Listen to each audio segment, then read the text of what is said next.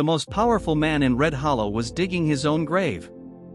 Under the cold, unforgiving moonlight, his knees sank into frozen dirt as he drove the shovel into the ground again and again. Blood ran down his fingers, mixing with soil and ice. His breath came out in broken white clouds, and fear shook his entire body. This was not a grave dug in sorrow. It was dug in terror. Behind him stood a tall, silent man wrapped in a long black coat. A rifle rested calmly in his hands. He did not rush. He did not shout. He simply watched, as if time itself belonged to him. The man digging began to cry. "Please," he begged. "I'll give you everything. The land. The money. Even the town. Just let me live." The man behind him finally spoke. "This grave isn't for money." The shovel slipped from trembling fingers. "Then why?" the man whispered. The rifleman stepped closer. "Because 5 years ago," he said quietly, "you burned my wife alive." For 20 years, the town of Red Hollow had belonged to one man. His name was Caleb Vance. He owned the largest ranch for miles, controlled the only bank, and kept the sheriff firmly under his thumb. If you wanted land, water, or protection, you went through Caleb Vance. And if you crossed him, you didn't last long enough for anyone to ask questions. Men disappeared in Red Hollow. And no one talked about it. In the Old West, silence wasn't weakness. It was survival. Caleb Vance was admired in public. He wore clean coats, polished boots, and a friendly smile. He shook hands like a gentleman. But behind closed doors, he was ruthless. Ranchers who refused to sell lost their cattle. Widows were pushed off their land. Fires broke out in the middle of the night. Everyone knew who was responsible. No one dared to say his name. On the outskirts of Red Hollow lived a carpenter named Thomas Hale. Thomas was a quiet man. Honest. Hardworking. The kind of man who believed in earning his way and keeping his head down.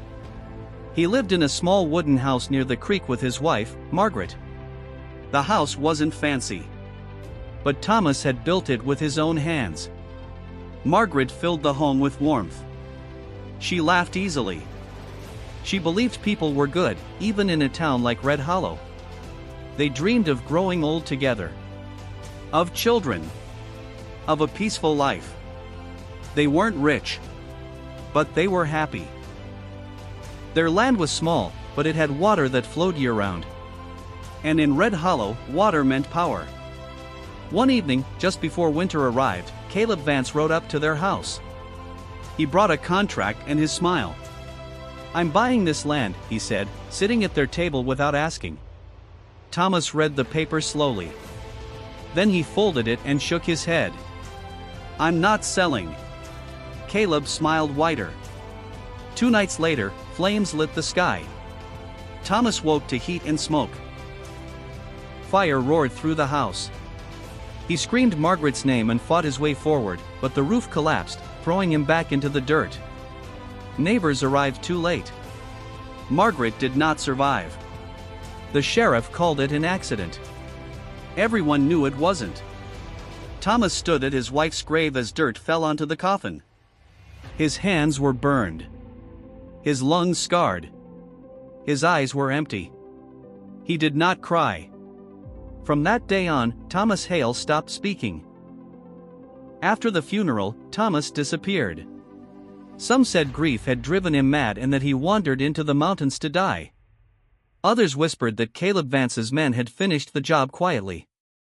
But Thomas Hale was still alive. He traveled north, far beyond roads and towns, into mountains where winter ruled and men were forgotten. There, surrounded by snow and silence, he built a cabin with broken hands and stubborn will. The cold nearly killed him more than once. But hatred kept him alive. Years passed. His beard grew thick. His body hardened. His eyes grew sharp and patient. But every night, when the fire burned low, he remembered flames climbing the walls of his home. And he remembered Caleb Vance. 5 years later, Thomas returned to Red Hollow.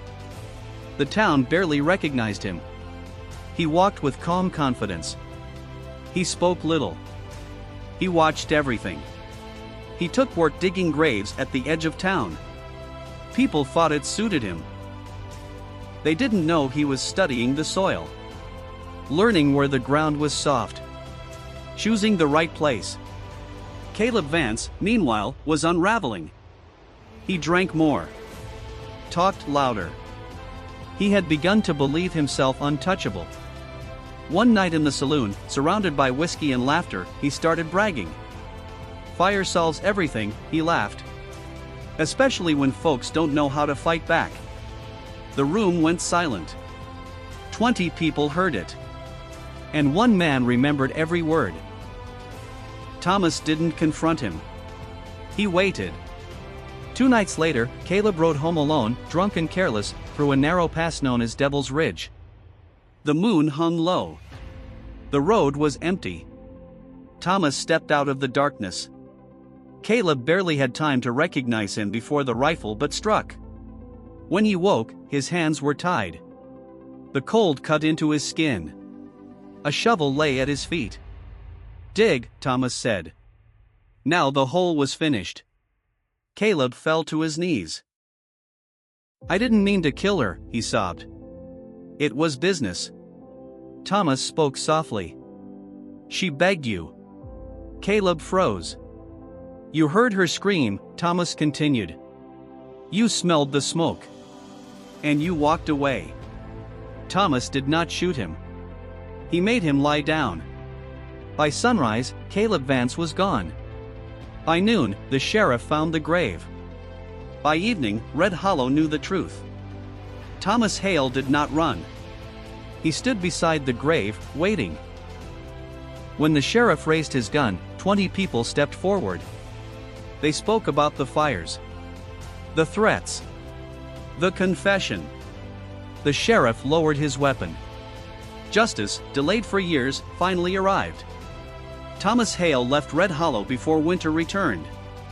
Some say he went back to the mountains. Others believe he kept digging graves, but only for men who deserved them. One thing is certain.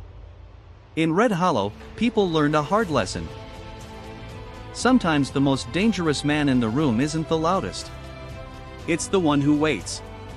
Because in the Old West, justice didn't always wear a badge. Sometimes it carried a shovel.